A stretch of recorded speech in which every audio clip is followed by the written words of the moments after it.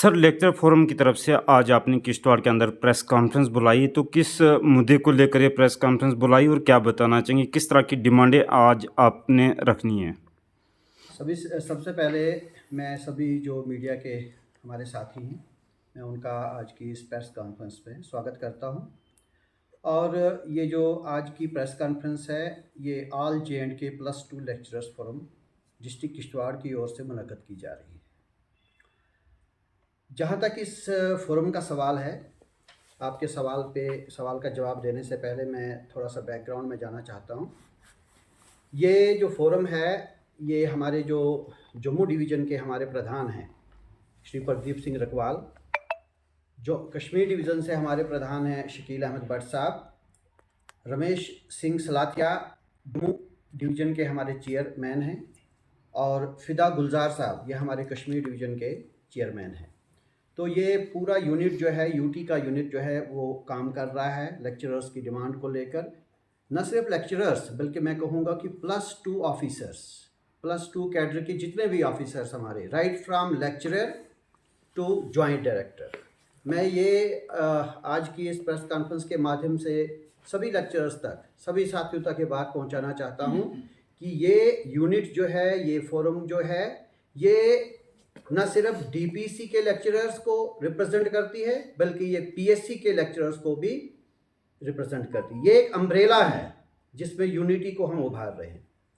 आज की press conference में जो सबसे बड़ा मुद्दा है वो ये है कि हाल ही में हमारे यहाँ इलेक्शन हुए हैं, जो एक बहुत ही खुशाइन बात है। हम इसका स्वागत करते हैं कि जो पॉपुलर गवर्नमेंट है वो वापस आ गई है, और हमारे जो ऑनरेबल सीएम साहब हैं, उन्होंने पहली ही प्रेस कॉन्फ्रेंस में इस बात का जिक्र किया है कि लोगों के मसले मसाइल जो हैं वो उनकी पहली प्रायोरिटी रहेगी। तो हम उनके इस स्टेटमेंट का स्वागत करते हैं। और आज की इस प्रेस कॉन्फ्रेंस में हम जो मैडम सकीना जी हैं, जिन्हें जो मिनिस्टर बनाई गई और उसके बाद उन्हें एजुकेशन का जो कलमदान है वो सौंपा गया, हम इस स्टेप का, जो हमारी यूटी की गवर्नमेंट है, इसके लिए हम उनका धन्यवाद करते हैं कि एक बहुत ही एक्सपीरियंस्ड एक स्टेट्समैन, जिन्होंने पहले भी एज मिनिस्टर काम किया है, जब ये हमारी रियासत थी तब इन्होंने बहुत अच्छा काम किया है। तो उसके लिए हम उमर साहब का, जो हमारे ऑनरेबल सीएम हैं, उनका बहुत बहुत धन्यवाद करते हैं। और साथ में हाल ही में हमारे यहाँ जो एडमिनिस्ट्रेटिव सेक्रेटरी साहब आए हैं, वो भी नए आए हैं, श्री सुरेश कुमार गुप्ता जी, हम उनका भी आज यहाँ इस प्रेस वार्ता के माध्यम से उनका भी स्वागत करते हैं। तो जैसा मैंने कहा कि किश्तवाड़ के अंदर बहुत सारे ऐसे भी वैकेंट पोस्टें हैं लेक्चरर साहिबानों की, आखिरकार उन्हें फिल क्यों नहीं किया जा रहा है? मैं उसी बात पे आऊँगा। देखें, कई अरसा दराज से जो एक प्रमोशन का सिलसिला है, रेगुलराइजेशन का सिलसिला है, वो रुका हुआ है। हालांकि जब हमारे मास्टर्स जो हैं वो प्रमोट होते हैं, लेक्चरर बनते हैं, इंचार्ज लेक्चरर बनते हैं, उनके प्रमोशन आर्डर में ये लिख दिया जाता है कि वो 6 महीने के अंदर रेगुलराइज होंगे। लेकिन हमें भी समझ नहीं आता कि वो 6 महीने कभी ख़त्म ही नहीं होते हैं, और वो 6 महीने इंतज़ार करते करते सालों बीत जाते हैं, और उसकी जो है हमारे इंचार्ज लेक्चरर्स जो हैं वो रेगुलराइज नहीं होते हैं। और मैं कहता हूँ कि ये ह्यूमन राइट्स की बहुत ज़बरदस्त वायलेशन है। तो अब क्योंकि सकीना जी जो हैं, उन्होंने एजुकेशन डिपार्टमेंट का कलमदान संभाला है, हम इस प्रेस वार्ता के माध्यम से उन तक ये बात पहुंचाना चाहते हैं कि जो पिछले कई सालों से हमारे इंचार्ज लेक्चरर्स जो हैं, जो रेगुलराइज नहीं हुए हैं, उनको रेगुलराइज किया जाए, फ़ौरन से फ़ौरन उन्हें रेगुलराइज किया जाए।